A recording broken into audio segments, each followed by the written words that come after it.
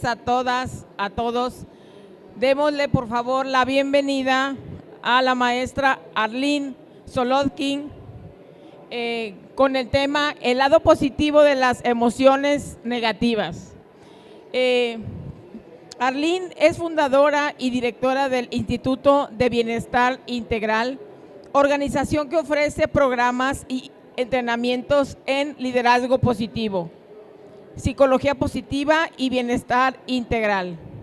También ella es profesora en el Certificado de Estudios de la Felicidad, además de directora del programa para el mundo de habla hispana y profesora del Master of Happiness Studies de Centenary University. Colabora con diversas universidades en el desarrollo curricular, entrenamiento profesional, certificación e iniciativas de consultoría externa, así como en el desarrollo e implementación de programas para empresas. Es conferencista internacional. Arlene es considerada uno de los mayores referentes en psicología positiva y bienestar integral en el mundo de habla hispana. Ha sido nombrada por el doctor Tal Ben-Shahar, líder mundial en el campo de estudios de la felicidad y psicología positiva como una fuerza positiva en el mundo. Bienvenida, gracias. Buenas tardes a todos, me da muchísimo gusto estar aquí y les agradezco por elegir venir a pasar esta tarde, estas horas conmigo. Pues vamos a hablar de un tema muy importante, y es que los seres humanos somos muy complejos. Estamos todo el tiempo teniendo una brújula interna, porque no tenemos un termómetro o un faro o una banderola, digamos, que nos vaya diciendo hacia dónde caminar. Realmente esta brújula interna son nuestras emociones. Y los seres humanos todo el tiempo, por nuestra historia evolutiva, hemos desarrollado la capacidad de interpretar lo que sucede alrededor nuestro y poder integrarlo y digerirlo a través de nuestras emociones. Y muchas veces tenemos la idea de que nos tenemos que deshacer de las emociones incómodas para poder funcionar mejor. Y yo me dedico a la psicología positiva, me dedico a las ciencias de la felicidad, y sin embargo estoy aquí hablando de la importancia de reconocer el valor de las emociones incómodas, o como muchas veces les llamamos, de las emociones negativas. Ahora, nada más, antes de seguir, quisiera ver si todos recibieron unas hojas de trabajo, un jueguito de hojas. Sí, por favor. Les voy a explicar, les van a dar un juego de hojas y la idea es que conforme vamos viendo los temas, les voy a dar un espacio para que vayan tomando nota, ya sea en mapas mentales o de diferentes formas creativas que a ustedes les sean relevantes, para que vayan escribiendo los puntos más importantes que puedan después también trabajar en equipo y compartir sus visiones, por favor.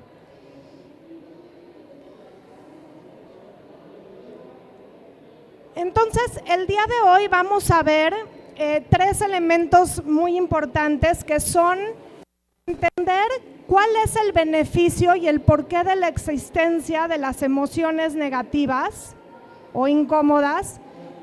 Vamos a también reconocer que nos podemos quedar tranquilos al saber que todas las emociones tienen una razón de ser, no hay que quitarlas de nuestro repertorio. Y en tercer lugar, vamos a obtener algunas herramientas concretas que pueden utilizar ya sea en el salón de clases, en su vida personal, y también, por supuesto, compartir con colegas, dependiendo de cuál es el cargo que ustedes tienen dentro de la institución.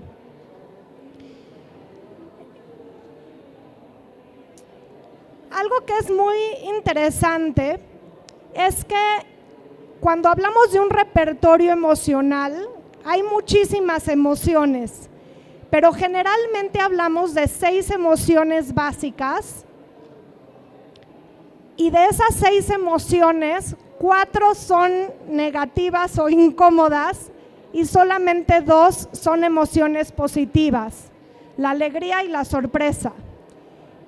¿Qué nos dice esto de nosotros mismos? Hay una carga importante en el valor que tienen las emociones incómodas en nuestra vida, porque justamente están muy ligadas a nuestro sistema evolutivo y a la capacidad que nosotros tenemos para ya sea hacerle frente a la adversidad, poder luchar, poder huir y defendernos.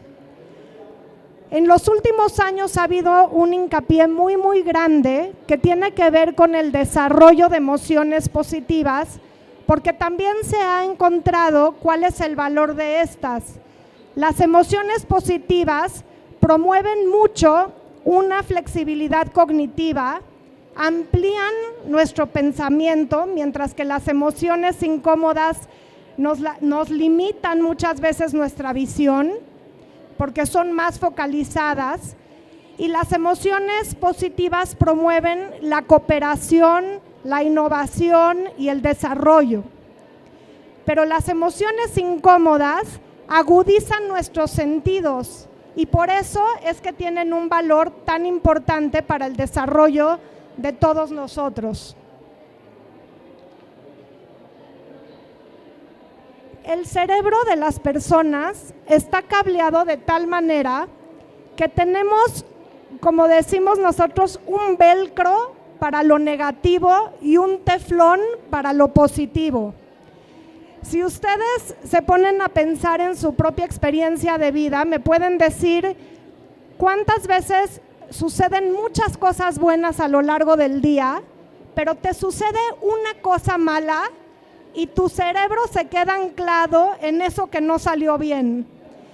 Por ejemplo, a mí me ha pasado que puedo dar una plática, una conferencia, un taller y 100 personas están poniendo atención, pero hay una que se quedó dormida y mi atención se va a esa una persona que se quedó dormida. O muchas veces alguien puede venir a darme una retroalimentación y me dice muchas cosas buenas, pero si me dice una sola cosa que podría yo mejorar o cambiar, mi mente anula por completo todo eso que me dijeron que era positivo. Y esto nuevamente es porque nuestro cerebro está alerta todo el tiempo de cualquier peligro que pueda suceder alrededor para poder sobrevivir.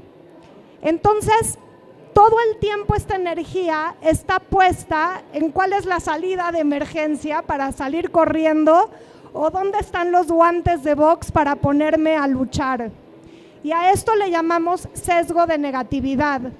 Es esa tendencia que tenemos las personas de enfocarnos en todo lo que puede ser una amenaza o un peligro y todas las emociones negativas están vinculadas con esto. Ahora, muchos de nosotros hablamos acerca de por qué los jóvenes muestran tanta apatía, por qué los jóvenes están enojados, por qué los niños están tan confundidos y tan dispersos y no pueden poner atención, por qué hay depresión, por qué hay ansiedad. Y la realidad es que si nosotros volteamos a ver las noticias, de pronto nos damos cuenta que todas esas sensaciones no solo no son anormales o disfuncionales, sino que de hecho están siendo congruentes con los mensajes que los jóvenes o los niños o nosotros como adultos estamos recibiendo todos los días de nuestra vida. De hecho, si no mostraran enojo, coraje, culpa, tristeza, depresión o ansiedad, sería una señal de patología, porque lo congruente ante estas imágenes es mostrar todo ese tipo de emociones. Y lo que nosotros debemos de hacer como educadores, como psicólogos, como padres de familia, abuelos, tíos, es el poder darles un espacio y reconocer lo que es. Porque finalmente todo esto nos está mostrando una cara de nuestra realidad. Entonces, antes de querer transformar o modificar o eliminar estas emociones, es de vital importancia que nosotros podamos entender cuál es el contexto y la razón de todo esto que está sucediendo, de dónde viene el desamparo, de dónde viene el enojo, de dónde viene la agresión. Ahora, en los últimos años, y estoy hablando de los últimos 20 años, el incremento en los niveles de ansiedad, depresión, incluso suicidio y trastornos de alimentación han ido en aumento. Después de la pandemia, todavía más, y los niños más chiquitos están siendo víctimas de esta tendencia. Entonces, es indispensable que nosotros podamos encontrar cómo podemos, por un lado, valorar lo que esto nos está queriendo decir, porque esto es simplemente la expresión de un síntoma más profundo. Realmente el problema no es ese, el problema se encuentra adentro de las personas y de los niños. Entonces tenemos que ir más allá del síntoma para entender la causa.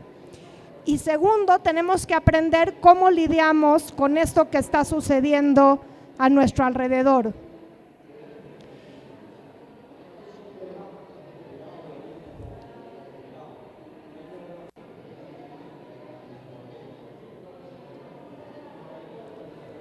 Resulta que todas las… Sí, no sé por qué no funciona. Resulta que todas las emociones tienen un porqué de ser. Por ejemplo, la frustración nos habla de que no estás contento con tus circunstancias. Hay algo que te está faltando y que estás sintiendo que no estás pudiendo lograr. Y la frustración lo que hace es que estimula nuestra creatividad en muchos sentidos y nos permite modificar lo que sucede a nuestro alrededor. Realmente muchas veces es la frustración lo que nos hace dar un paso adelante y lo que nos está realmente impulsando a cambiar las circunstancias que nos rodean. Cuando hablamos de la desesperación, estamos hablando de una respuesta al estrés y también de una manera de reconocer cuáles son nuestras propias limitaciones. Cuando hablamos de la desesperación, realmente lo que buscamos es cómo podemos poner atención a las cosas que son más extraordinarias. ¿Cómo podemos nosotros reconocer lo que sucede adentro y nuestras propias limitaciones para salir de ahí y buscar espacios mucho más amplios para desarrollar cosas que antes no podíamos lograr? Cuando hablamos de la tristeza, sabemos que algo no está bien, y la tristeza, si ustedes se ponen a pensar, nos obliga muchas veces a pedir ayuda. Incluso hay muchos estudios que hablan de cómo la carita de tristeza es un imán para que la gente se acerque a preguntar, ¿está todo bien contigo? Fisiológicamente la tristeza hace que los demás se acerquen y también nos obliga a nosotros a pedir ayuda. Cuando hablamos del enojo, por ejemplo, estamos hablando de que hay alguna injusticia, de que algo está faltando, de que hay algo que se está denigrando en algunas personas, y lo que buscamos es realmente el poder pensar en nuevas oportunidades. ¿Cuántos de ustedes, y si pueden alzar la mano, cuando se han sentido muy enojados por el disgusto de algo, ¿tienen alguna propuesta que quieran hacer o alguna nueva actitud que quieran probar? No sé si se vinculan con esto, que puedan alzar la mano. Poquitos, no todos. Yo personalmente, cuando estoy sintiendo un enojo muy grande, normalmente lo que trato es de buscar una solución y ponerme a actuar o alzar la voz o marchar o tratar de hacer algo por alguien para reivindicar la situación. Entonces el enojo es un activador interno que busca que nosotros podamos combatir las injusticias que vemos a nuestro alrededor. Cuando hablamos de la envidia, estamos sintiendo que hay un potencial dentro que no estoy cumpliendo y que estoy viendo en el otro, que reconozco que alguien más tiene eso que yo quisiera tener, y eso también muchas veces es una señal que busca un impulso. ¿Sí me oyen bien? Sí. Que busca un impulso de mi parte para tratar de alcanzar mi más alto potencial.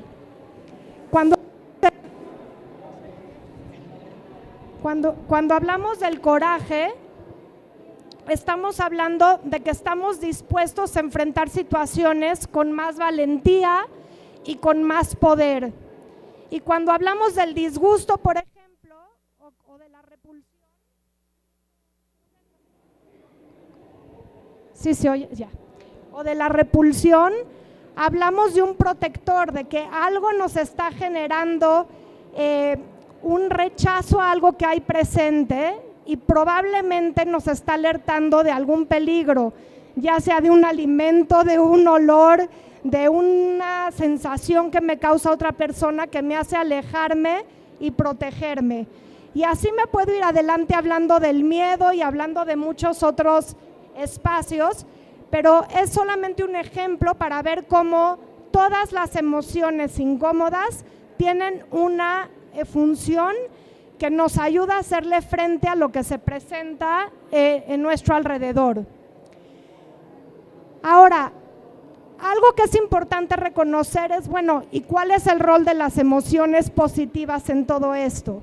Mencioné la apertura de pensamiento, mencioné la creatividad, mencioné esta capacidad que las emociones positivas nos dan a pensar de forma más creativa, porque comparada con las emociones incómodas o negativas que nos contraen y nos hacen poner atención, como dije, en la salida o en los guantes de box, las emociones positivas nos ayudan a ampliar nuestro pensamiento y de hecho está comprobado que disminuyen los estereotipos.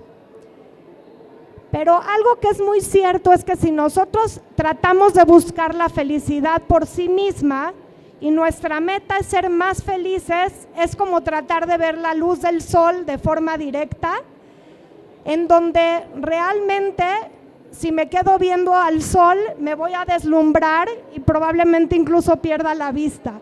La felicidad se tiene que buscar por caminos indirectos, como son el sentido de vida, el sentido de propósito, el conectarme con algo más grande que yo mismo, el voluntariado, el poder también aprender cosas que me inspiren, el poder involucrarme y contactar mi propia sabiduría interior y también aprender cosas nuevas, el tener relaciones positivas y emociones que promuevan este círculo ascendente de bienestar. Pero buscar la felicidad de forma totalmente directa no es algo positivo para nadie, porque termina siendo como un boomerang, me va a pegar de regreso, porque mientras más la busco de forma directa, menos la voy a encontrar, se vuelve como una obsesión. Entonces, la idea, y en la psicología positiva se ha dado un movimiento que se llama Psicología Positiva 2.0, que habla de encontrar el valor en estas emociones incómodas y sacar justamente todo el tesoro y el oro molido que éstas traen dentro de sí mismas. Entonces, ¿cuáles son algunas razones por las que las emociones negativas no son tan negativas? Hablamos primero porque todos las tenemos y son normales, nos está dando una señal de adentro, o sea, tienen una intención positiva porque lo que buscan es alertarnos y darnos una retroalimentación de lo que está sucediendo en nuestra vida. Nos mandan señales para que pongamos atención en diferentes aspectos que estamos nosotros viviendo. Todas ellas nos inspiran a tomar acción, incluso la culpa, por ejemplo, nos inspira a reivindicarnos, a pedir perdón, a acercarnos, a resarcir un daño, por ejemplo. Todas las emociones negativas son activadoras de energía, entonces nos permiten también vivir con más entusiasmo, aunque parezca esto algo contraintuitivo, pero nos llenan de energía y nos invitan a actuar. La depresión no nos llena de energía, eso sí tengo que decirlo, ni el desamparo, pero la mayoría y la tristeza también, a menos que logremos tocar fondo y sepamos que es importante cambiar de rumbo, ahí se convierte en algo lleno de energía. Pero las emociones negativas también nos permiten sacar la tensión que tenemos dentro de nuestro cuerpo, nuestras vivencias, y nos ayudan a construir resiliencia. Estos factores son factores indispensables para poder valorar el por qué y para qué de estas emociones. Ahora, ¿me esperas tantito? Ahora, algo que es muy importante, les voy a poner un corto de la película de Eugenio Derbez. ¿Quién ya vio la película de aquí? ¿Les gustó? Sí. Bueno, les voy a poner el corto de esta película porque queda muy claro cómo muchas de las emociones incómodas que se viven en un salón de clases y que experimenta un maestro en particular pueden ser detonadoras de toda una transformación a nivel de salón de clases, a nivel de los estudiantes de forma personal, a nivel del director y el maestro y a nivel de una comunidad. Entonces dura unos poquitos minutos. Quisiera darte. A partir de ahora, no importa cuánta tierra nos aviente. Luna, cielo, sol y el mar. No vamos a dejarnos enterrar.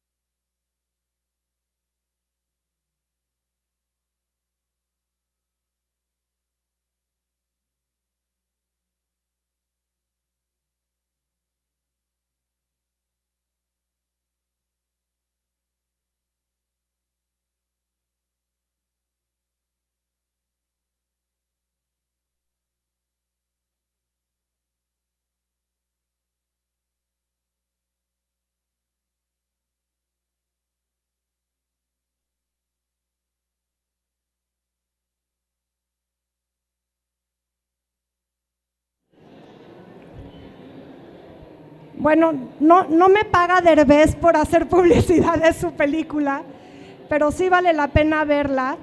Y creo que todos aquí estamos conscientes de la deserción escolar que se está dando. todos estamos conscientes de que existen dificultades que enfrentan los jóvenes que tienen que ver con el área donde viven, muchas veces la marginación, lo lejos de sus escuelas, las condiciones de muchas de sus escuelas. Existe también un problema en el contexto nacional, estatal a veces, en las ciudades. Existe también problemas y barreras importantes que tienen que ver con su propia cultura, con su propia comunidad, con sus propias familias, más las barreras internas de todos esos introyectos que ellos traen en su cabeza, que vienen nuevamente de sus familias, de sus compañeros, de la sociedad o del país o del mundo en general. Entonces, algo muy importante aquí es el poder reconocer cuál es esa fuerza interior que puede hacernos conectarnos con el mayor potencial que tenemos dentro. Ahora, si bien el maestro aquí, que es basado en una historia real, dice no necesitamos computadoras, él vendió su coche finalmente para comprar una computadora para su escuela. Pero aquí lo importante es que cuando él veía limitación tras limitación que se estaba dando en este colegio y para el aprendizaje de sus niños, él quería combatir esa idea de que estamos buscando afuera todo nuestro futuro, cuando en realidad gran parte de nuestro futuro lo llevamos dentro. Martin Seligman, el padre de la psicología positiva, dice: no estamos empujados por nuestro pasado, estamos jalados por nuestro futuro. Y algo indispensable que tenemos que hacer todos los maestros, padres de familia, hermanos, todas las personas adultas que estamos en contacto de niños y jóvenes, es permitirles el soñar, permitirles enfocarse en cuál puede ser ese futuro que los motive y los jale hacia construir la vida que ellos desean, reconociendo su propia responsabilidad en el proceso. Ahora, es importante reconocer que el bienestar no es la positividad tóxica. No se trata de deshacernos de todas las emociones negativas y poner una carita feliz a todo lo que nos rodea, porque como ya vimos, mucho de lo que nos rodea está más allá de ser el ideal de nuestros sueños.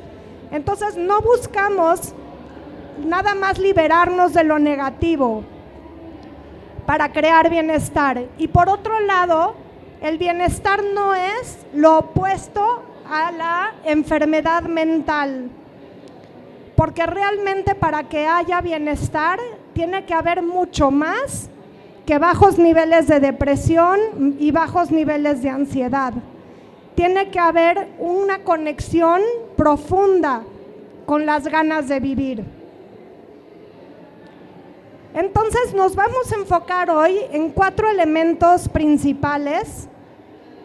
Uno que es un término que me parece uno de los más importantes de la psicología positiva que desarrolló el doctor Tal Ben-Shahar, que se llama el permiso de ser humano. En sus hojitas es el primero que viene después de ese termómetro de emociones. Después está agilidad emocional, que tiene que ver con cómo administramos las emociones. Después vienen las experiencias óptimas, que están muy vinculadas con la ansiedad, la apatía, o al revés, con la emoción y la motivación. Y finalmente vamos a hablar acerca de esta emoción tan importante que es la esperanza. Y vamos a empezar con el permiso de ser humano, y les pido que en su hoja que tienen, que está en blanco, vayan apuntando las ideas que son más relevantes para ustedes en lo personal y en lo profesional.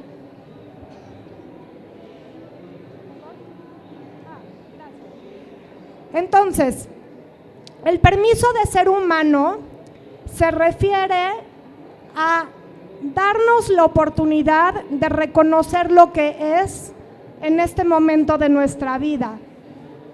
Darnos cuenta qué es lo que estamos sintiendo en este momento sin reprimir nada. Cuando hablamos del sistema emocional, estamos hablando, imagínense una tubería, y ustedes piensen que cada vez que reprimimos una emoción, es como si quedara estancada en esa tubería un poco de tierrita o de algo que está pasando por ahí, sedimentos, y mientras más represión hay, más se va formando como esta capita que no permite que el flujo del agua pase con facilidad. Si reprimimos las emociones negativas, se van quedando ahí y no solo hacen que no tengamos un bienestar emocional, sino que también impiden el flujo de las emociones positivas, porque ese canal o esa tubería emocional funciona para ambas. Entonces, la única manera de que nuestro bienestar emocional tenga pies y funcione bien es si permitimos que fluya lo que tiene que fluir, que pase la emoción que tiene que pasar. Y el primer paso para lograrlo es la aceptación. Ahora, cuando nosotros nacemos, tenemos este canal muy abierto.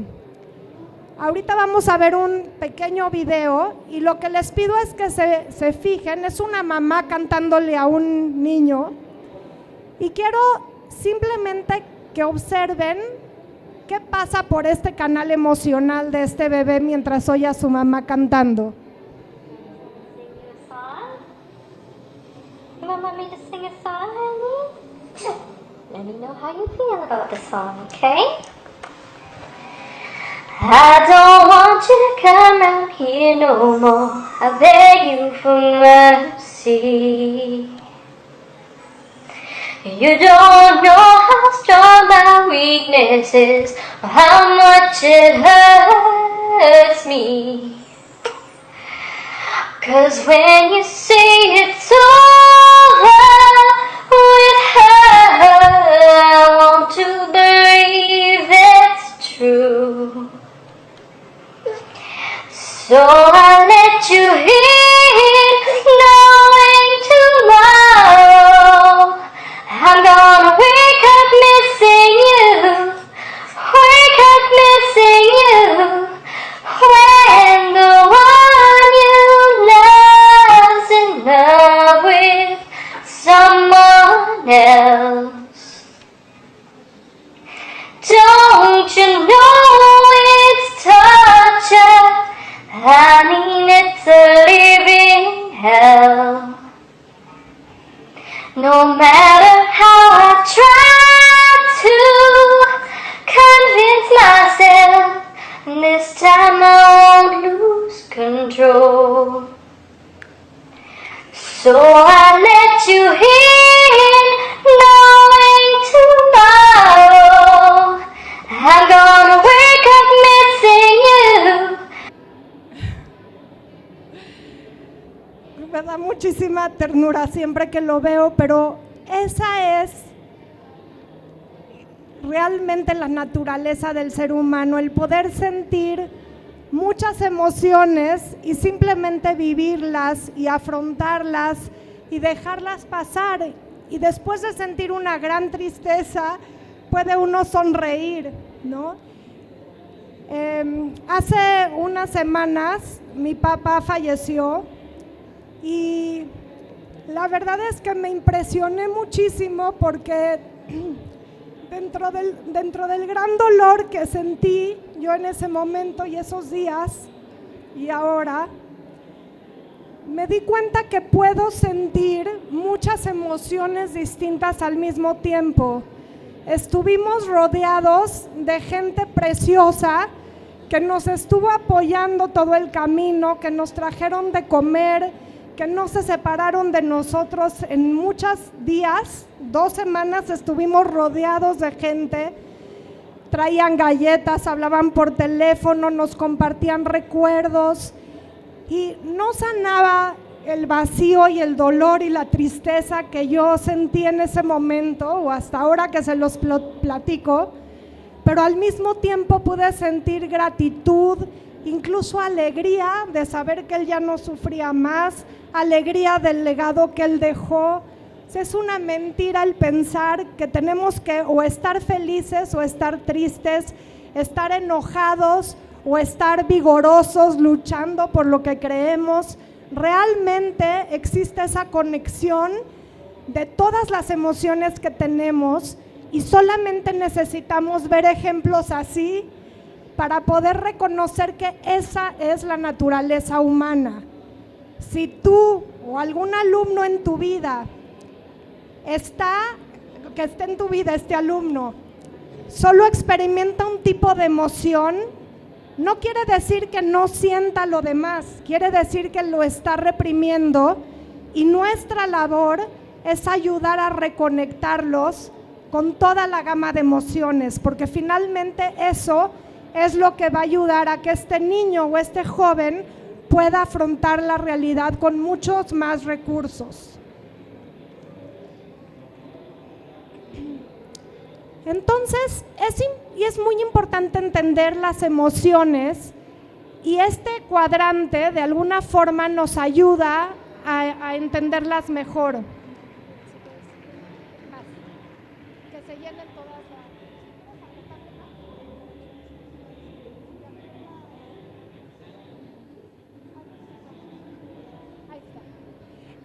si ustedes se dan cuenta, aquí tenemos 2 cuadrantes.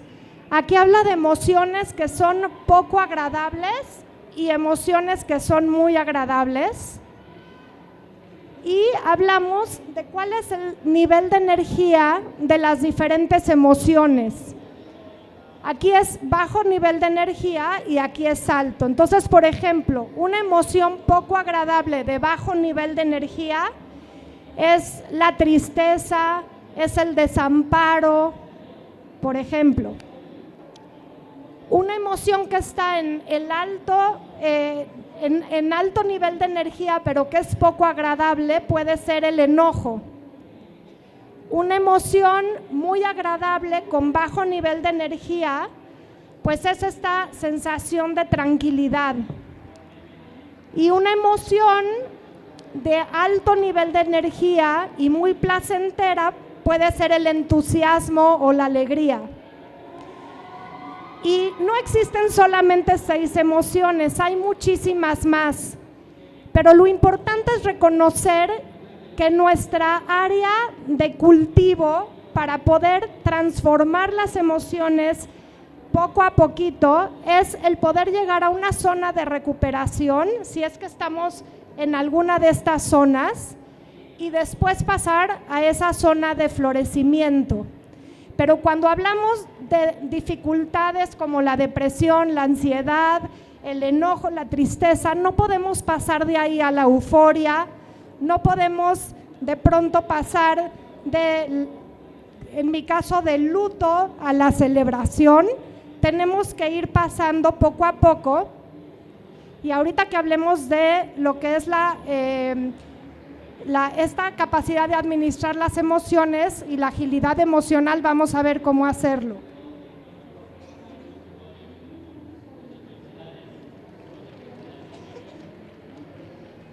Entonces, cuando hablamos de lo que nos sucede en la vida, muchas veces nuestra manera de afrontar situaciones difíciles es resistir. Queremos resistir a toda costa el sentirnos incómodos o sentirnos mal. Y la resistencia, como les dije, va creando esta taponeo en esta como tubería emocional. Muchas veces lo otro que sucede es que vivimos esta intensidad emocional. Hay personas que en lugar de tratar de estar ecuánimes y reprimir, vamos de una a otra y creando un caos emocional. Por ahí algunos se ríen que dice, o así soy o así es alguien que yo conozco. Y entonces esto es algo que también muchos de nosotros queremos resistir. Por un lado, esto, o sea, el tratar de resistir nos hace vivir una vida, una existencia flat, ¿no? Completamente pareja. Y los que pierden la capacidad de enojarse también pierden el amor por vivir. Las personas que viven esta locura emocional, que están pasando de una emoción a otra, muchas veces viven un caos tan grande que quieren también evitar esto y no saben qué hacer con tanta emoción. Entonces, la realidad es que lo que buscamos en la vida es el reconocer la realidad. Y la realidad no es que todo va a ir en un orden ascendente, no nos vamos a ir poniendo mejor cada vez y digamos que una vez que yo administre bien mis emociones, ya voy a llegar al estrellato. La realidad es que vamos a tener altas y bajas, pero lo que necesitamos aprender son los mecanismos para poder llegar de nuevo a este espacio donde está esta forma de experimentar las emociones es más sana y tiene un cierto nivel de estabilidad dentro de las fluctuaciones normales. Y que además nos demuestra que cuando tenemos un bajón importante, tenemos la capacidad de volver a subir y de aprender que una vez que yo logro salir de un espacio muy incómodo, lo que aprendo es que yo tengo la capacidad de autorregularme y que si ya superé mi problema una vez, lo puedo superar de nuevo. Entonces, el paso número 1 para la resiliencia, que es un tema también muy importante y que está vinculado con este permiso de ser humano, es el aceptar nuestras emociones. Y aceptar no quiere decir que estamos de acuerdo, no quiere decir que estoy de acuerdo con la injusticia, no quiere decir que estoy de acuerdo con que tuve una pérdida, no quiere decir que estoy de acuerdo con la situación caótica que estoy viviendo en mi día a día. Aceptar es simplemente no luchar contra lo que es. Como les dije hace un momento, se trata de reconocer qué es lo que estoy sintiendo en este momento. Aceptación quiere decir no usar nuestros recursos en resistir. Es simplemente observar con conciencia y reconocer lo que es. Y finalmente implica no luchar contra los sentimientos que una situación nos produce. De hecho, estar en contacto con el porqué y para qué de esos sentimientos es lo que nos puede ayudar a darle la vuelta a la hoja. Y algo importante en el tema de resiliencia es que podemos estar rotos y completos a la vez. Esta fotografía es el arte de Kintsugi, no sé si han escuchado ese término, pero en Japón, en una época se empezaron a juntar diferentes, buscaban vasijas que se hayan roto y hay toda una historia de cómo surgió este arte, pero finalmente al principio estaban tratando de reparar estas vasijas con uniones que de veras hicieran como que no se viera dónde estaba el área rota de las vasijas. Y la verdad es que por más que trataban de esconder todas esas áreas de ruptura, esa vasija se veía peor y peor, hasta que un artesano dijo, vamos a usar oro para pegar las vasijas, y el oro acentuaba las áreas rotas de la vasija, pero las hacía ver mucho más bonitas e interesantes. Y este realmente es como un símbolo de resiliencia. Todos nosotros tenemos heridas, todos nosotros tenemos cicatrices, y en lugar de esconderlas, lo que tenemos que hacer es buscar cuáles de estas cicatrices son las que le han dado un sabor interesante a nuestra vida, nos hacen a nosotros más sabios y nos hacen también y muestran lo resistentes y resilientes que somos. Y como dice aquí, aunque estemos rotos y lastimados, estamos completos. Aunque estemos rotos, nuestro propósito y nuestro valor siguen intactos. Podemos sostener ambas realidades y podemos darnos el permiso de ser humanos.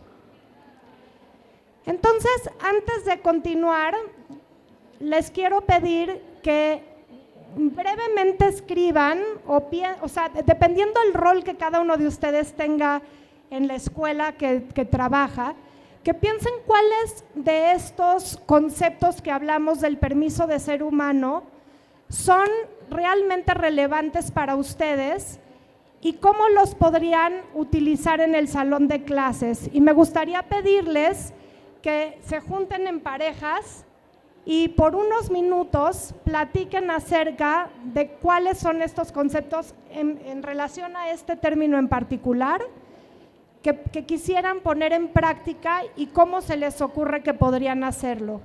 Entonces les voy a dar 5 minutitos, si pueden trabajar en parejas o aquí por ejemplo con 3 personas, por favor.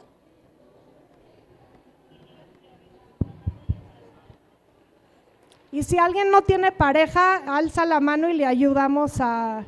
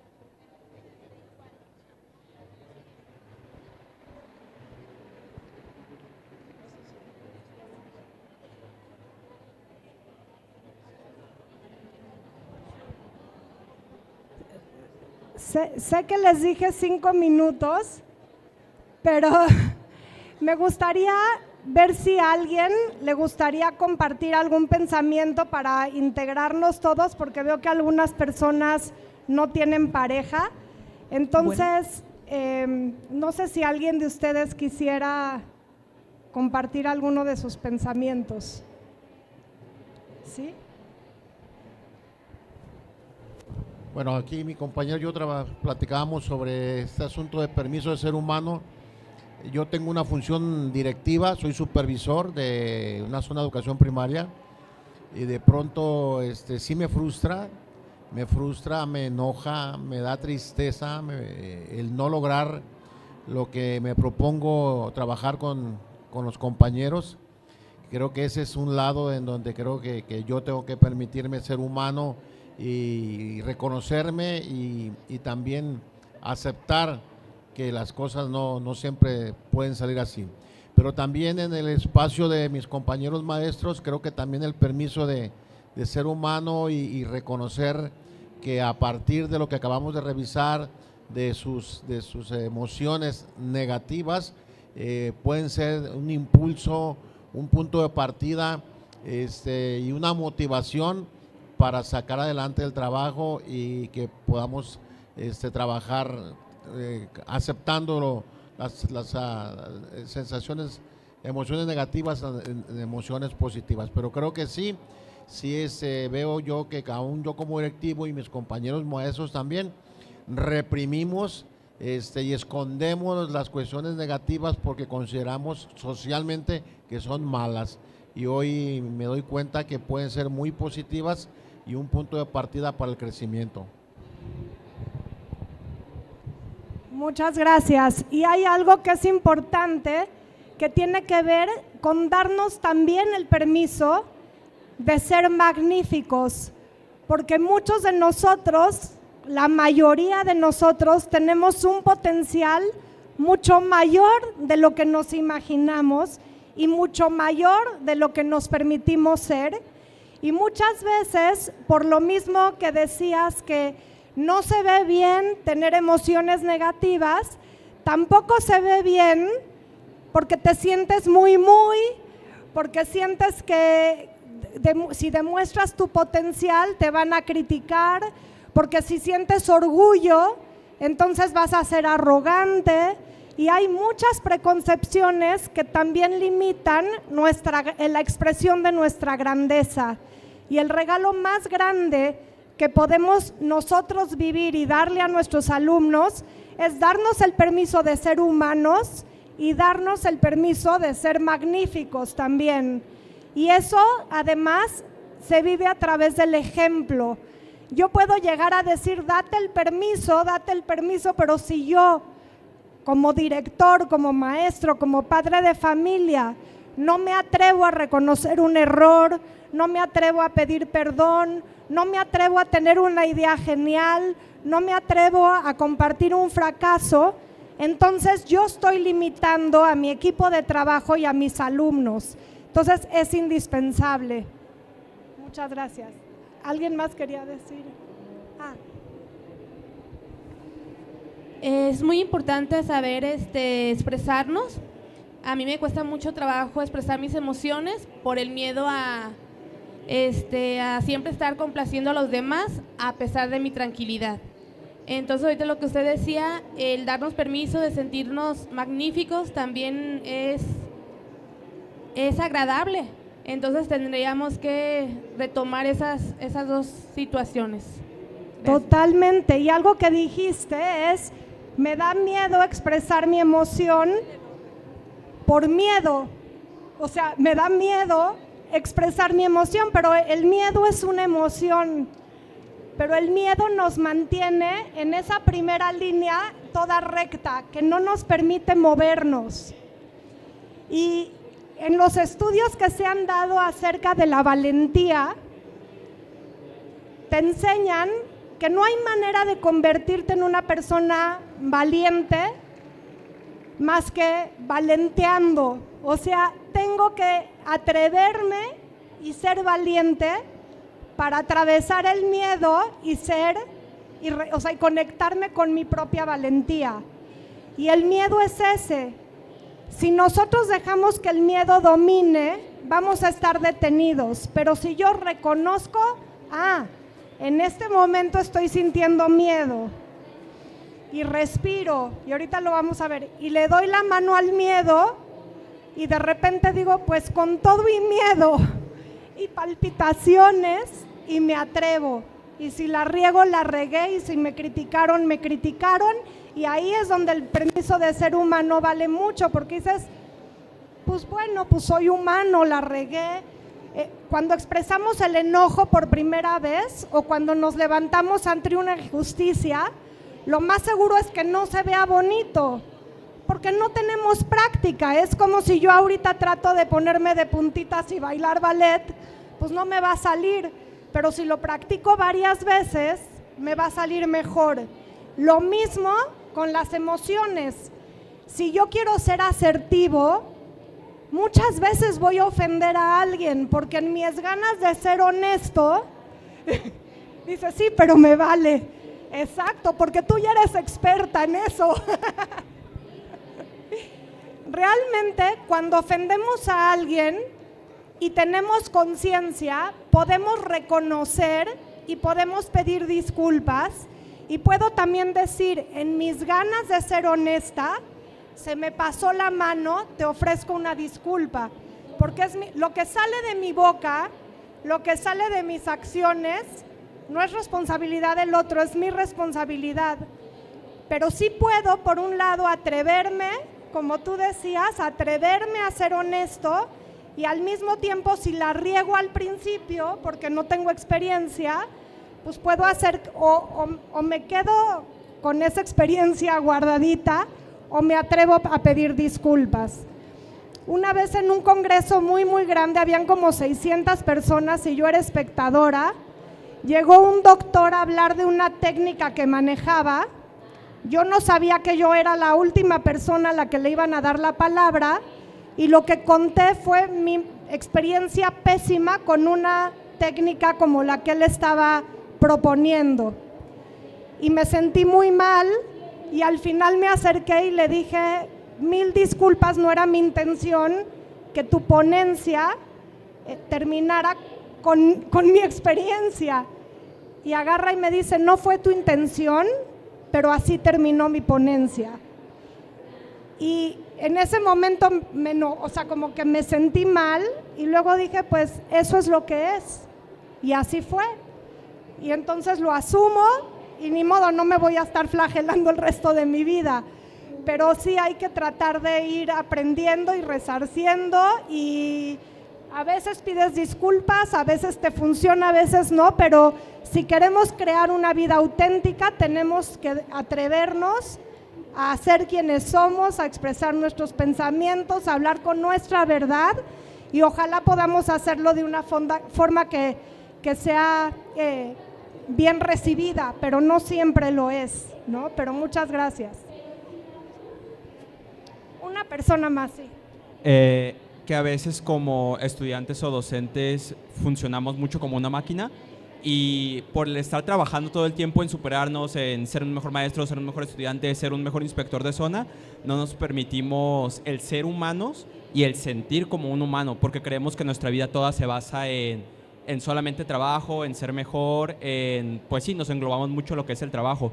Y del otro lado también tenemos en que a veces por lo mismo de que estamos frente a un grupo o de que estamos en un puesto alto en cuestión del magisterio, creemos que somos líderes, y como líderes a veces no nos permitimos sentir esas emociones porque nos englobamos mucho en ese ego de decir, ok, soy líder, y cómo es posible que alguien que es un líder se sienta mal, porque cómo me van a ver las personas a las que yo lidero, van a pensar que soy débil o no tengo las capacidades necesarias para liderarlos, y nos englobamos mucho en eso y no nos permitimos ser humanos. Eso es, ahora sí que un tema sumamente importante, porque el ego nos mantiene presos. ¿Cuántos maestros no nos atrevemos a decir, no sé lo que tú me estás preguntando, alumno de 8 años o de 15 o de 20? Déjame averiguar y mañana espero compartir contigo una respuesta. o a ver todos ustedes, toda la clase, ¿a quién se le ocurre? Porque yo no me acuerdo. Esa es una muestra de humildad, es una muestra de mentalidad de crecimiento, de mentalidad de aprendiz, porque ¿qué creen? La mentalidad de experto no es más que una barrera que nos limita a seguir creciendo y a seguir superándonos. Entonces es muy importante. Muchas gracias. Bueno, vamos a seguir ahora con lo que es agilidad mental, emocional, que es nuestra capacidad de elegir, porque muchos de nosotros nos quedamos estancados en nuestras propias emociones y nos sentimos víctimas de nuestra emoción porque no logramos reconocer que yo no soy esa emoción que estoy sintiendo. Yo estoy sintiendo esta emoción, pero yo no soy esa emoción. Yo no soy el miedo, yo no soy el enojo, yo no soy la depresión. Esa es una manifestación de cómo me siento.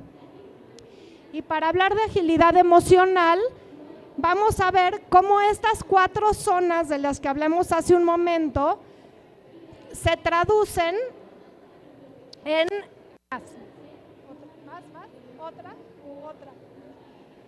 en esta que es como un termómetro emocional, que ustedes lo tienen no a color, pero lo tienen en sus copias. Y aquí, aquí podemos ver lo que les decía hace un momento. Aquí están toda la gama de emociones de bajo nivel de energía y bajo nivel de placer, alto nivel de energía y bajo nivel de placer, bajo nivel de placer y de energía, y este es alto nivel de placer y de energía. Y las que son verdes son las que funcionan como amortiguadores o factores de protección ante la resiliencia. Entonces, digamos que las emociones que están en verde son las emociones a las que yo puedo acudir cuando quiero moverme de donde estoy, si es que me estoy sintiendo incómodo. Entonces, por ejemplo, si yo me siento deprimido, desconsolado, agotado o exhausto, difícilmente voy a poder pasar a sentirme eufórico, inspirado, jubiloso o festivo. Pero puedo pasar por acá y sentirme primero calmado, o sea, cómo me puedo yo calmar, después cómo me puedo relajar un poquito, sentirme más pensativo, más en paz, eventualmente un poco más contento, confiado, y poder ir paso a paso transformando mi experiencia emocional intencionalmente. ¿Por qué? Porque al ser intencionalmente yo soy un agente de cambio, yo soy quien está haciéndose cargo de la experiencia emocional que estoy viviendo y puedo, por un lado, aceptar y reconocer dónde estoy y elegir a dónde quiero estar y cómo puedo irme moviendo. Entonces, algo que es muy importante, y les recomiendo mucho este libro de Susan David, ella habla de 4 pasos importantes para poder transformar mi realidad emocional. El primero es del que ya hablamos, que es reconocer y estar presente y saber nombrar qué es lo que estoy sintiendo en este momento. El paso número 2 es salirme de la emoción y ampliar la perspectiva. Por ejemplo, puedo ver que yo estoy enojado y estoy furioso y entonces tengo que dar unos pasos atrás y decir, a ver, yo no soy mi furia, déjame ver qué es lo que pasó en este lugar y en base a lo que yo estoy viendo, reconocer qué es lo que estaba en juego desde una perspectiva más amplia, no desde mi intestino. Y ahí es donde yo puedo reconocer que seguramente algún valor importante para mí está en juego. Por ejemplo, si vinculamos esto con una de las diapositivas que vieron antes de las emociones, cuando yo siento mucho enojo, probablemente hay una injusticia. y la justicia es un valor importante para mí. Entonces, cuando yo reconozco cuál es el valor detrás, entonces puedo entender el porqué de esa emoción desde un nivel menos visceral, y ahí es donde puedo yo pensar cuáles son los pequeños pasos que yo puedo tomar para moverme de este lugar incómodo en el que estoy o para afrontar un conflicto que estoy viviendo. Esto está muy relacionado con desescalar los conflictos, pero no a través nada más de la negociación con el otro, sino a través de la negociación conmigo mismo. Y vamos a ver unos ejemplos. Cuando trabajan con niños pequeños, ¿quiénes de ustedes trabajan con niños pequeños? Muchos de ustedes. Bueno, para los que trabajan con niños pequeños, estamos muchos de nosotros familiarizados con las caritas que te dicen qué tipo de emoción estás sintiendo. Aquí podemos ver también, por ejemplo, que hay termómetros. No estoy totalmente de acuerdo con la idea de que abajo está felicidad, calma y así. Lo que estoy de acuerdo es que con cada emoción podemos ver qué grado o cuál es la intensidad de la emoción que estamos sintiendo en ese momento. Y algo muy importante es que le podamos enseñar a los niños a reconocer la emoción que está sintiendo y a reconocer la intensidad de esa emoción que está sintiendo. Y hay una técnica que es una técnica muy linda para los niños chiquitos que le llaman la técnica de la tortuga, pensando que el caparazón de la tortuga sirve como una protección, y que te habla también, que está muy vinculado con lo que decía Susan David, de la importancia de reconocer la emoción, de parar, como una tortuga va lento y para que tú veas qué estás sintiendo y cuál es el impulso de acción que quieres hacer, pero antes de hacerlo poder parar. Después te dice, ya que pensaste, ya que entendiste, ya que paraste, métete de regreso en tu caparazón y respira. Y les quiero decir que la respiración es uno de los mejores y principales y más importantes componentes de la autorregulación. Tal Ben Shahar y yo trabajamos juntos con gente alrededor de Latinoamérica y del mundo, y algo que ha sido muy interesante, incluso ahora con el conflicto que se está dando en Medio Oriente, es que al hablar con muchas personas que están involucradas tanto del lado palestino como del lado de Israel, y al estar hablando con ellos y compartiendo algunas de las herramientas y estrategias que pueden ellos integrar para poder hacerle frente a la ansiedad, al miedo y a todo lo que están experimentando, una de las herramientas que una y otra vez ellos dicen que más les funciona es la respiración. La respiración nos ayuda, por un lado, a calmarnos. Les voy a dar brevemente, o sea, si nosotros inhalamos en 3 cuentas, y lo podemos hacer aquí. Vamos a inhalar en 3, ¿sí? 1, 2, 3. Sostienen la respiración y vamos a exhalar en 5. 1, 2, estamos exhalando, 3, 4, 5. Si inhalamos en 3 y exhalamos en 5, nuestra respiración nos va a ayudar a calmarnos. Cuando la exhalación es más larga que la inhalación, nos calmamos. Cuando la inhalación y la exhalación son rápidas, por ejemplo, cuando hacemos, no quiero llenar el micrófono, esa forma de respirar nos vigoriza. Cuando sus alumnos están durmiendo, cuando nos sentimos con baja energía, eso nos va a elevar. Y entonces ese tipo de respiración, cuando nosotros lo vamos monitoreando y utilizando intencionalmente, va a tener un impacto en nuestras emociones. Cuando la inhalación y la exhalación son del mismo tiempo, y hay algo que se llama como el encuadrado, que es inhalar en 4, sostener la respiración en 4, soltar la respiración en 4 y sostener ahí sin respirar y volver a empezar, eso lo que hace es mantenernos como en equilibrio. Entonces la respiración es algo muy importante para el manejo de conflictos, pero también para el manejo interno emocional. Y finalmente hablamos de pensar y salir de nuestro caparazón y hacerle frente a lo que nos está sucediendo.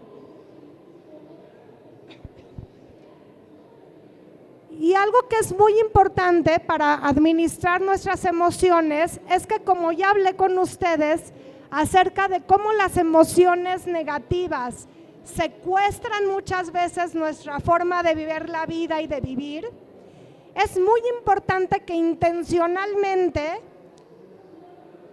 promovamos en nuestra vida y creemos experiencias que promuevan las emociones positivas.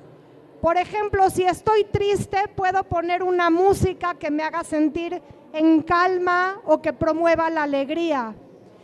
Si estoy deprimido físicamente, el hacer ejercicio y ponerme a lo mejor a brincar y hacer algo me va a llenar de vigor y me va a sacar de esa sensación de letargo o de depresión. Si estoy a lo mejor enojado y el enojo lleva mucho tiempo, puedo buscar un video, que son muy fáciles de encontrar, que a través del humor me haga reír y entonces yo intencionalmente pueda cambiar mi estado de ánimo, habiendo reconocido dónde estoy, no negado, no reprimido, pero sí diciendo yo soy dueño de mi experiencia. Y para que yo pueda tener un bienestar emocional, tengo que priorizar que hayan más emociones positivas en mi vida que emociones negativas. Y aún en momentos difíciles, ahora hemos visto, lo vimos en la pandemia, que salían los vecinos en los balcones a cantar. Hay muchos ejemplos que hablan justamente de cómo podemos en momentos y circunstancias difíciles, a través del agradecimiento, del canto, del baile, de contar chistes, atravesar situaciones muy difíciles. Algunas, eso sí, para que salgan todos, más. Estas son algunas maneras de cómo podemos construir emociones positivas en nuestra vida. Más. Que salgan todos los cuadros y todos los títulos. Creo que hay otro más. No. Ok, entonces, hablamos de construir momentos de respiro. Por ahí dicen muchas veces que los maestros están como al frente de la trinchera, ¿no? Y es importante darnos momentos de recuperación. Y estos momentos de recuperación no necesitan ser una vacación de un mes. Muchas veces el tomarme 2 minutos para respirar, 5 minutos para pararme, dar la vuelta. Muchas veces el simple hecho, como dije, de 30 segundos de brincar, el no estar sentado todo el día y cada hora y media poner mi alarma y parar y moverme, eso crea un momento de respiro y de recargar energías, y está comprobado científicamente que tiene un impacto inmenso en el bienestar de gente que trabaja en la bolsa, de médicos y personas que se encargan de la salud física en hospitales.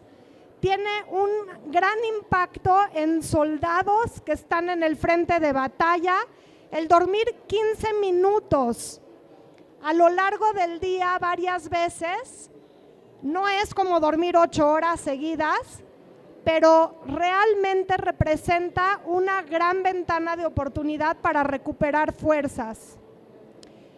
El recordar el mejor momento del día, eso es realmente algo que nos ayuda y construye la resiliencia. Como yo les decía, atravesar un luto y pensar quién es la persona que ha estado ahí para ti, reconocer la persona, reconocer el acto, eso puede ser algo que me brinde muchísima paz e incluso alegría en momentos difíciles.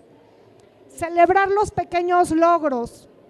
Muchos de nosotros, como les dije, nos fijamos en todo lo que está mal y no nos damos cuenta del gran esfuerzo que hacemos y no nos damos el permiso de celebrar lo pequeñito que tenemos. Entonces, eso es importante. Buscar inspiración. Por ahí cuando estabas compartiendo de ser un director de escuela y de decir, bueno, qué difícil luchar contra corriente muchas veces, el buscar esos ejemplos de inspiración, cómo lo han hecho en otros lugares, cómo puedo yo inspirarme de algo que estaba a lo mejor incluso peor que lo que yo estoy enfrentando y que me dé luz.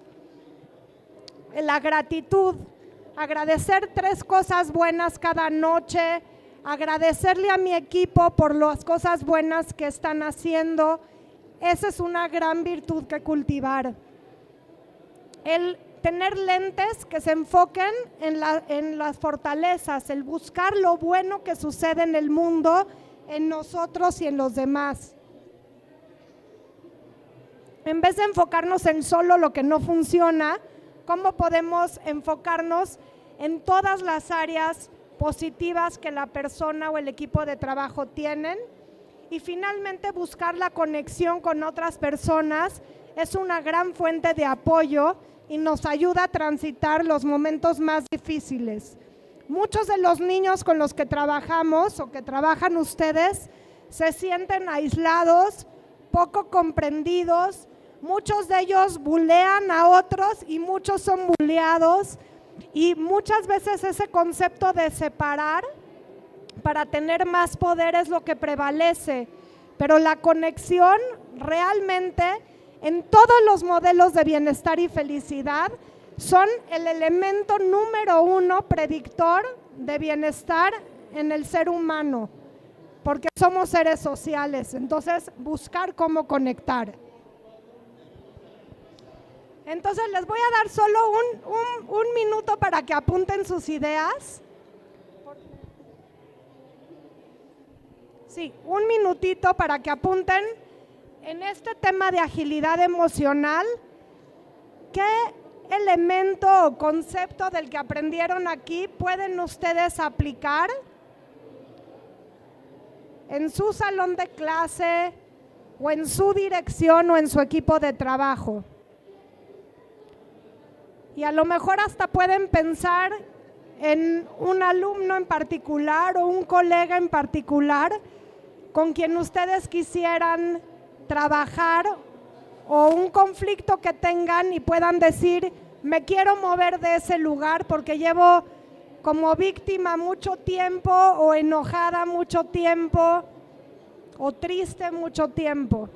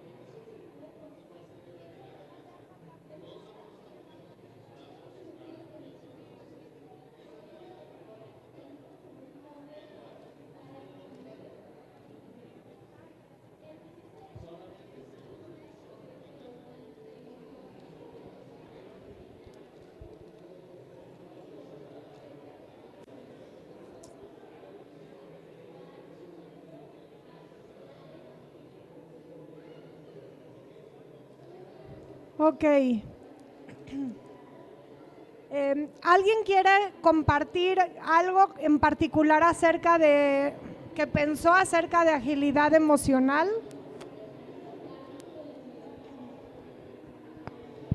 ¿Nadie?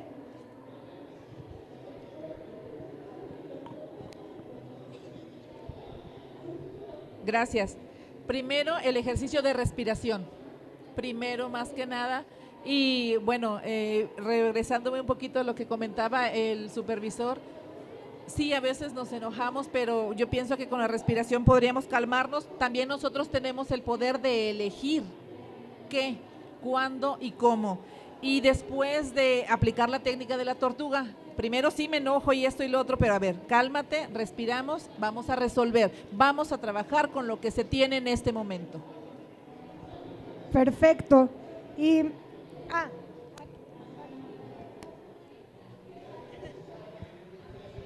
gracias. Creo que es importante que, aparte de que podamos aplicar estas técnicas con nosotros, también nos demos la oportunidad de hacerlo con nuestros alumnos. Podría funcionar, por ejemplo, que como vayamos viendo la clase, en alguna pausa activa, podamos aplicar la respiración, ya sea que si los vemos dormidos, pues vigoricemos, o si los vemos de pronto muy eufóricos, apliquemos un poquito la relajación. Creo que puede servir tanto para nosotros como para aplicarla en nuestro haber como docentes. totalmente.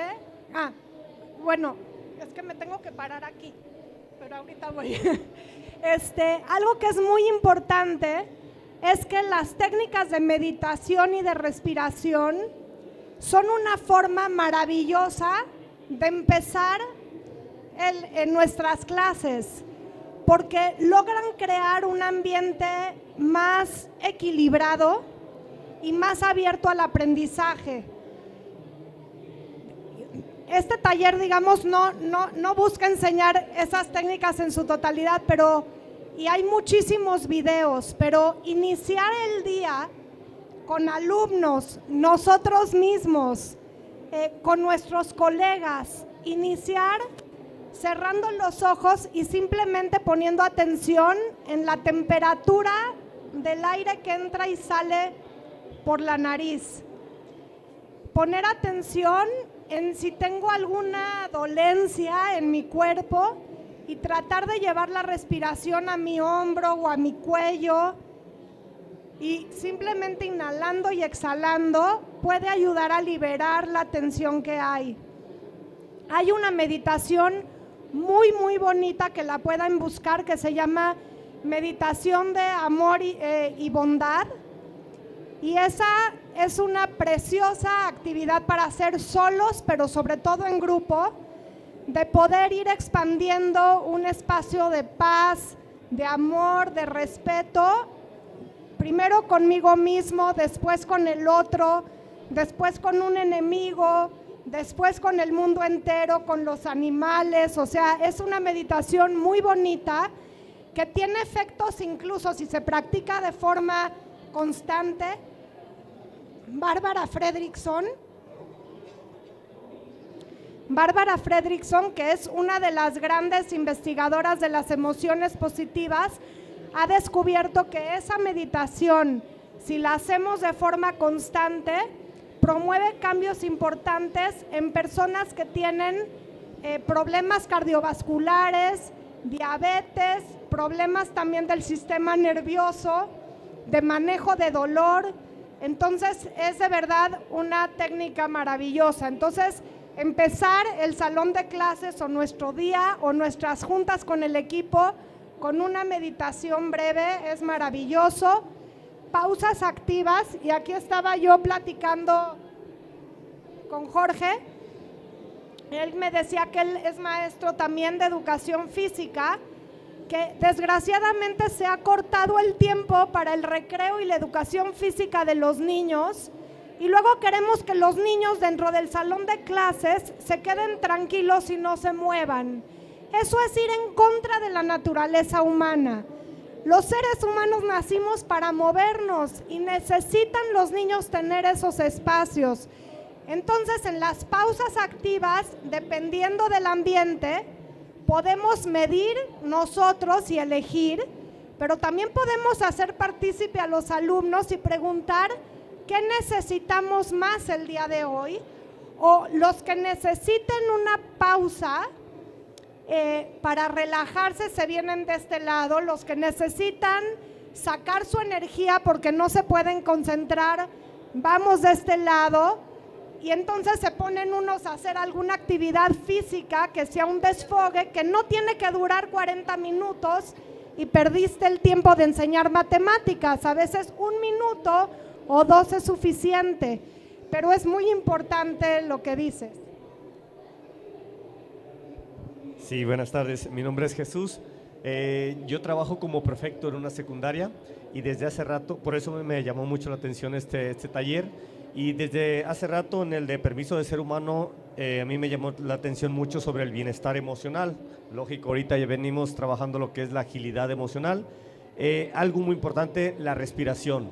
Fue un caso ahorita que estás platicando, se me vino a la mente el día viernes, recibí una niña que tenía ansiedad, estaba temblando.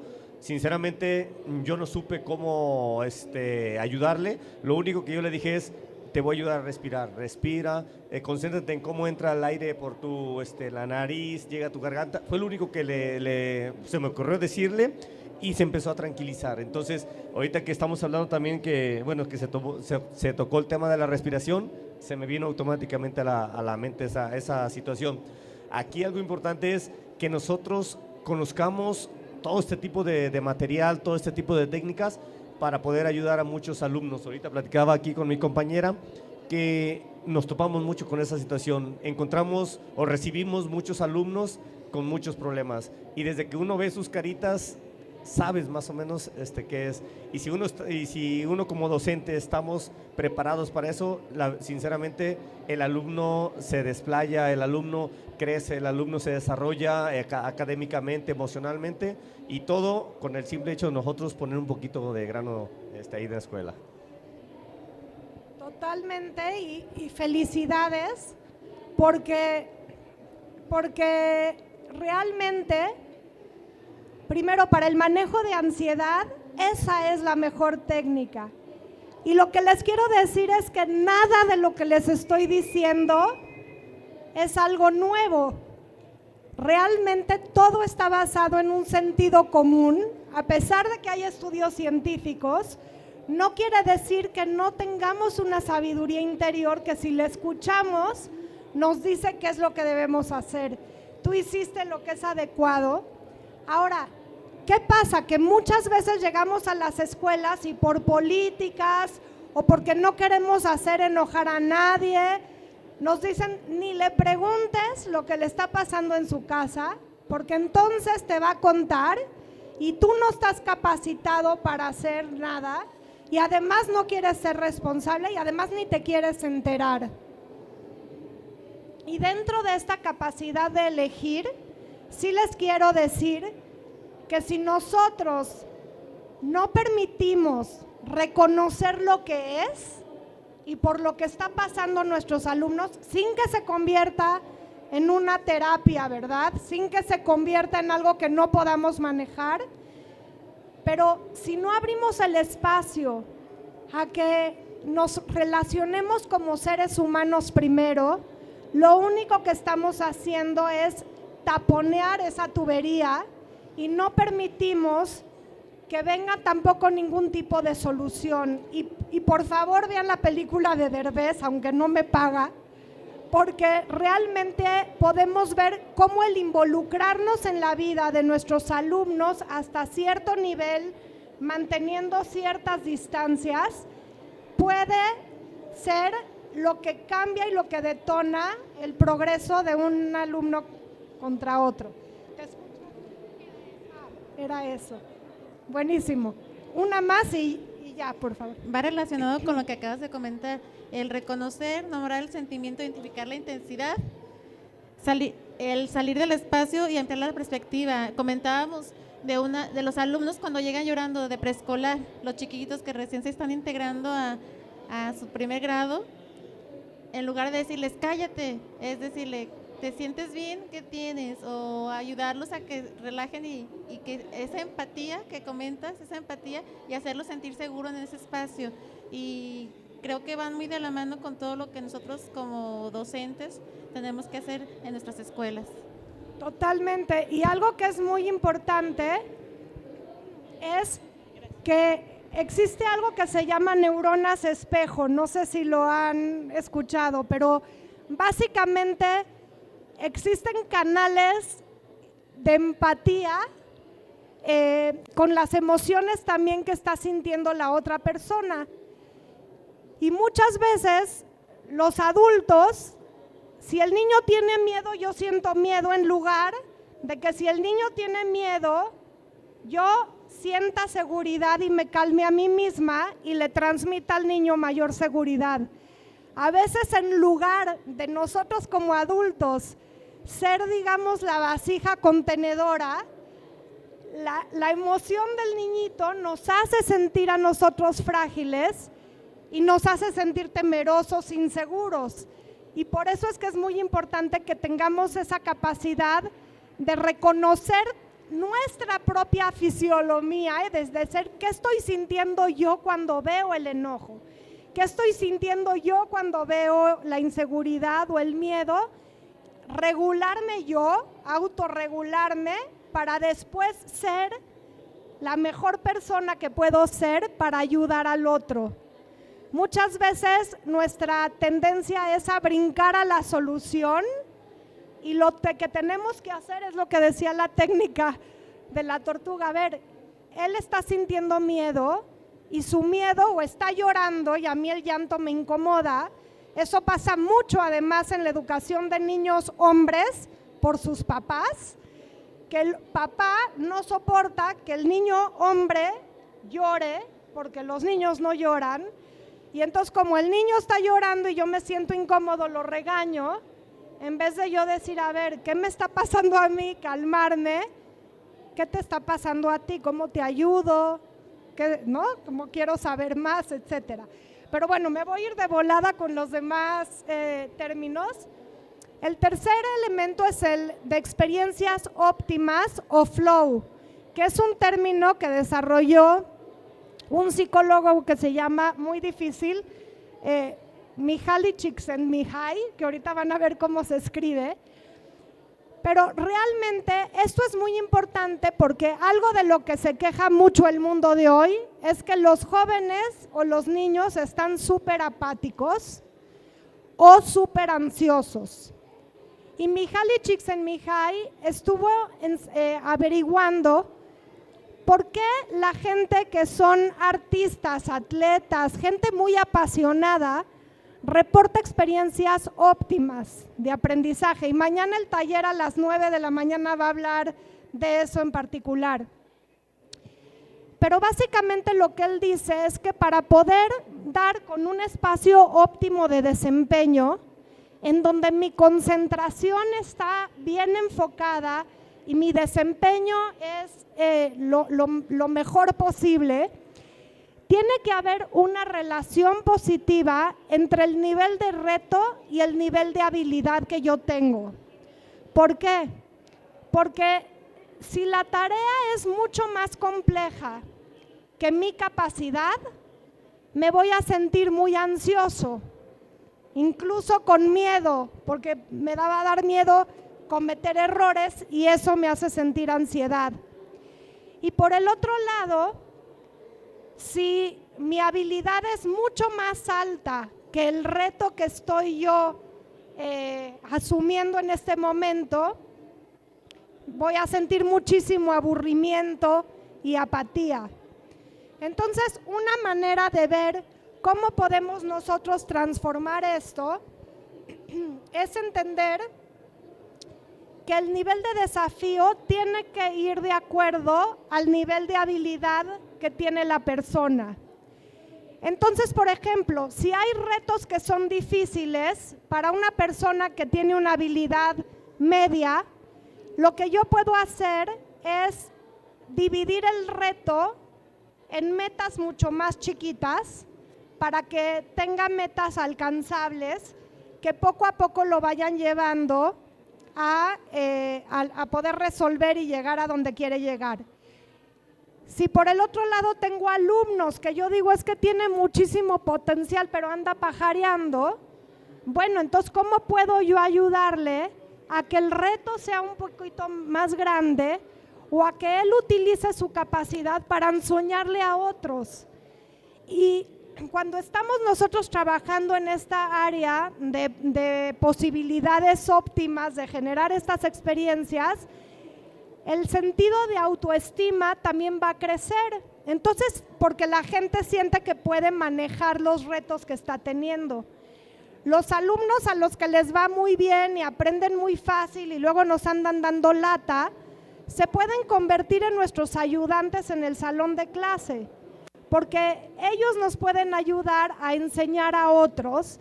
Eso refuerza por un lado su autoestima, se fomenta el compañerismo también en la clase y por eso, que no es algo sorpresivo, el sistema educativo que más fomenta estos estados de flujo o de óptimos de flow es el sistema Montessori, porque le permite al niño de cierta manera tener autogestión, tiene autodeterminación, elige los materiales, tiene autocontrol, puede elegir de acuerdo a su estado de ánimo qué actividades va a hacer y tiene una retroalimentación inmediata. El material mismo, si lo uso correctamente, no se me va a escurrir, no se me va a caer, no me van a sobrar cuentas y esa retroalimentación inmediata es lo que me va a ayudar a seguir enganchado con la actividad.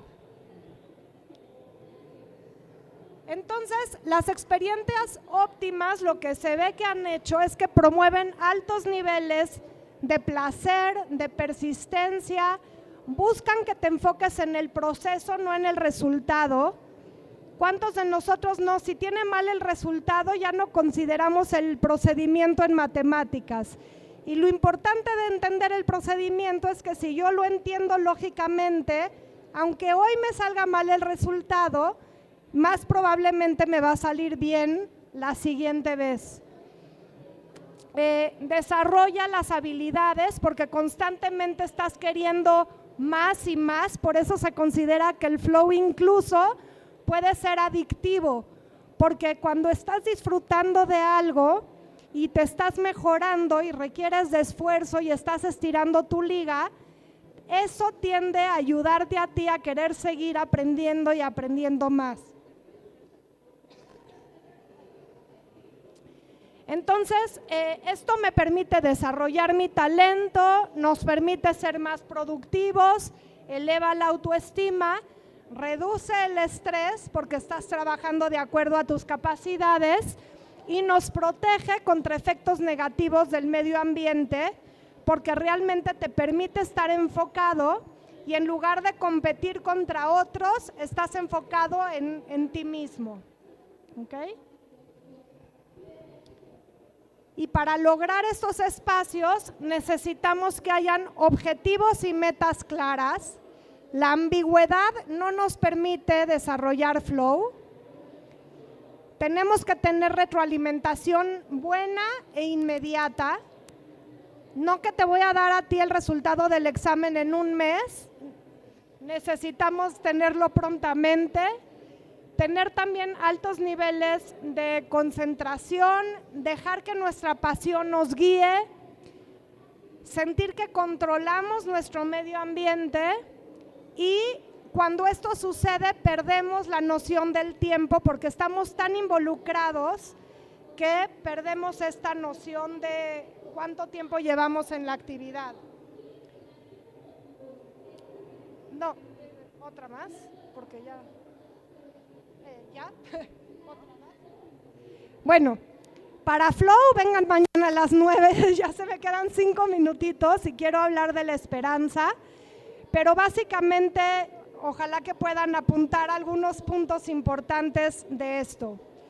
Y la esperanza es otro de los pilares que quiero mencionar, porque la esperanza es una emoción positiva que se manifiesta cuando las cosas no van como yo quiero.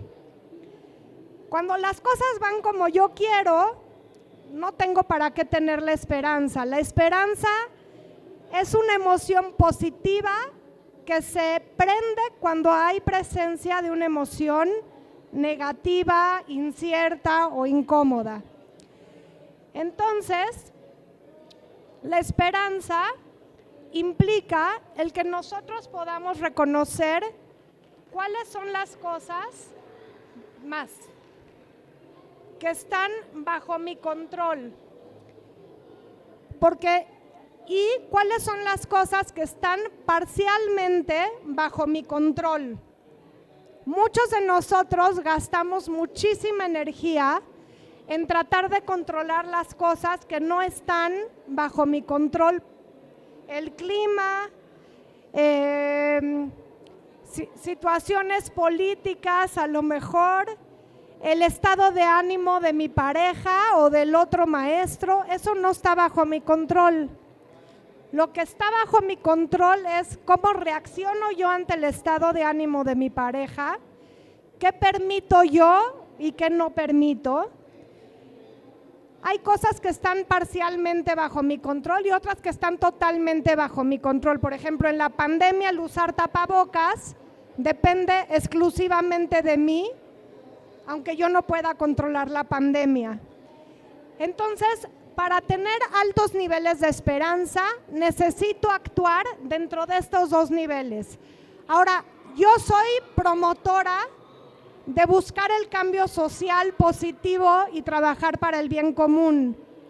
Nos podemos sentir muy desamparados ante situaciones que suceden alrededor del mundo y yo no estoy diciendo que no intentemos hacer hasta lo imposible por cambiarlas, pero finalmente tengo que empezar cambiándome a mí, cambiando lo que está en mi entorno inmediato, abogando, recogiendo los papeles, yo no contaminando, poniendo mi granito de arena. Entonces, sí promuevo el que tratemos de cambiar el mundo, pero tenemos que estar conscientes de estas dos áreas porque son nuestras áreas de mayor impacto. ¿Cómo podemos nosotros cultivar mayores niveles de esperanza? Y me voy a ir rápido, pero son muy fáciles de entender. Uno es brindándonos mayor perspectiva de las situaciones. ¿Cuándo antes el mundo ha enfrentado esto? ¿Cuándo antes hemos vivido?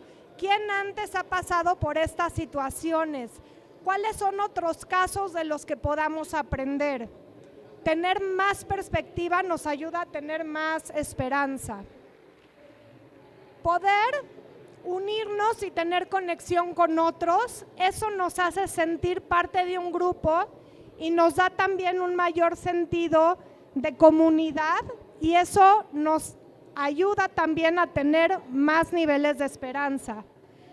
El hacer actos de voluntariado nos ayuda a transformar la pasividad y el desamparo en acción. Entonces, eso es muy importante y nos hace sentirnos agentes de cambio en vez de sentir pasivo, oh, ¿yo qué puedo hacer para eliminar la pobreza del mundo? Bueno, hay mucho que tú puedes hacer en las áreas donde tienes injerencia y si en lugar de quedarte dormido en tu cama, te sientas y te unes y haces sándwiches y los pueden dar o le enseñas a pescar, como por ahí dicen, a alguien alguna habilidad que sea buena para ti, que alguien pueda aprender, te va a ayudar a tener mayores niveles de optimismo también. Podemos también limitar nuestro acceso y nuestro uso a la tecnología que alimenta nuestra ansiedad, nuestro desamparo y nuestro enojo. No hablo de no estar informados, hablo de intencionalmente dosificar el nivel y la constancia con la que nosotros nos conectamos, porque esto es un gran producto que genera en nosotros muchas emociones negativas, pero que además no nos activa, sino nos mantienen pasivos. Lo otro es hacer ejercicio, porque el hacer ejercicio secreta hormonas que nos ayuda a elevar nuestra energía y a sentirnos mejor. Cuando elevamos nuestra energía, cuando nos cansamos físicamente, dormimos mejor, tenemos un mejor estado de ánimo y se va haciendo un círculo virtuoso. Lo otro es el poder tener la capacidad de recordar momentos de nuestro pasado que han sido una gran enseñanza para nosotros o que nos recuerdan que yo sí valgo la pena, que alguien sí me quiso en algún momento, que yo estuve conectada con algo. Aquí hablamos del placer y del significado. ¿Qué elementos del pasado me conectan con más placer y le dan significado a mi vida?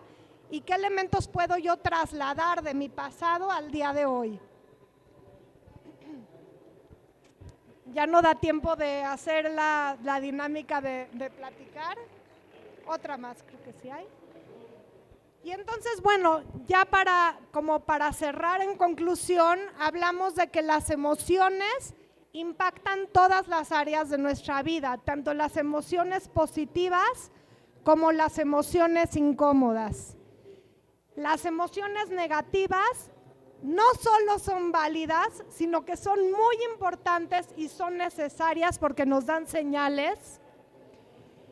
Las emociones positivas nos ayudan a buscar recursos, disminuyen además el impacto de las emociones negativas y el balance entre las dos es crítico para nuestro bienestar, pero sí recuerden que por cada emoción negativa intencionalmente tenemos que promover o traer a nuestra vida entre 3 y 5 emociones positivas. Las negativas pesan más porque las negativas son como el velcro y las positivas como el teflón, duran menos. Y finalmente, todos podemos intencionalmente transformar nuestra realidad emocional porque no somos víctimas de nuestra vida emocional.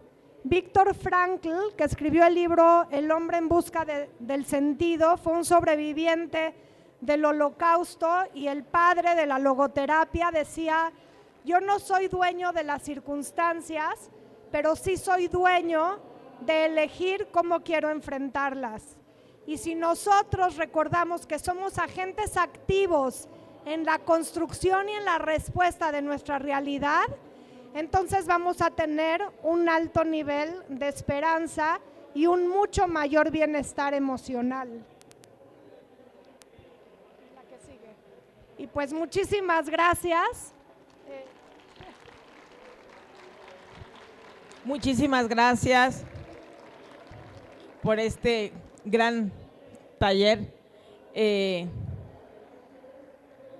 La Secretaría de Educación del Estado de Jalisco agradece tu colaboración en este Congreso Recrea Academy 2023 como tallerista y extiende la siguiente constancia a Arlene Solodowski, 23 y 24 de octubre, Guadalajara, Jalisco, Juan Carlos Flores Miramontes. Muchísimas gracias.